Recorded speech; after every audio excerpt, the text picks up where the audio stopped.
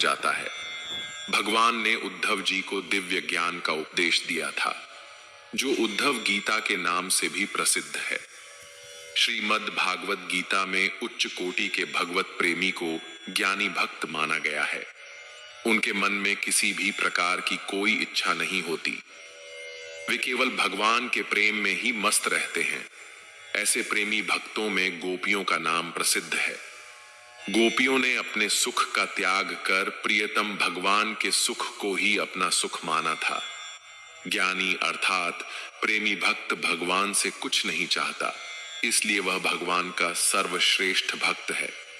बुरे लोग हमेशा बुरे कर्म करते हैं, फिर भी वह जीवन में सुखी और संपन्न रहते हैं, जबकि अच्छे लोग जीवन भर अच्छे कर्म करते हैं, फिर भी उन्हें अपमान और दर्द ही मिलता है। अक्सर लोगों के मन में ऐसा सवाल रहता है कि जो लोग अच्छे कर्म करते हैं वो परेशान रहते हैं, जबकि जो बुरे कर्म करते हैं वो खुशी से रह रहे होते हैं। अच्छे कर्म करने वाले परेशान होते हैं कि आखिर उन्हें इतनी परीक्षा क्यों देनी पड़ रही है, जबकि जो अधर्म की राह में है वह खुश है और जिंदगी का लुत्फ उठा रहा है। अक्सर लोग सोचते हैं कि अब अच्छाई का जमाना ही नहीं रहा। अगर आपके मन में भी यह सवाल आया है तो आज आप इसका जवाब सुन लीजिए। यह जवाब वह है जो भागवत कथा में लिखा है और श्री कृष्ण ने अर्जुन को दिया था। भागवत में वर्णित कथा के अनुसार जब भी अर्जुन के मन में कोई दुविधा होती थी तो वे श्री कृष्ण के पास पहुंच जाते थे।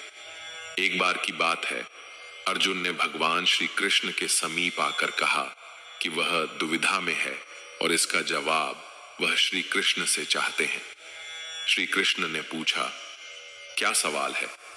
अर्जुन ने कहा, मुझे यह जानना है कि अच्छे लोगों के साथ हमेशा बुरा ही क्यों होता है, वही बुरे लोग खुशहाल दिखते हैं।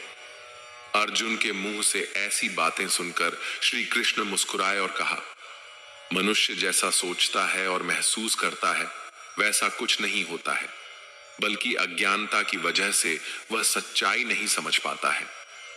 अर्जुन उनकी यह बात समझ नहीं पाए।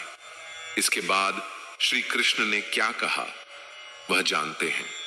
कान्हा ने अर्जुन से कहा, हे पार्थ, मैं तुम्हें एक कथा सुनाता हूं, उसे सुनकर तुम समझ जाओगे कि हर प्राणी को उसके कर्म के हिसाब से ही फल मिलता है। प्रकृति हर किसी को अपनी राह चुनने का मौका देती है। अब यह मनुष्य की इच्छा पर निर्भर करता है कि उसे धर्म की राह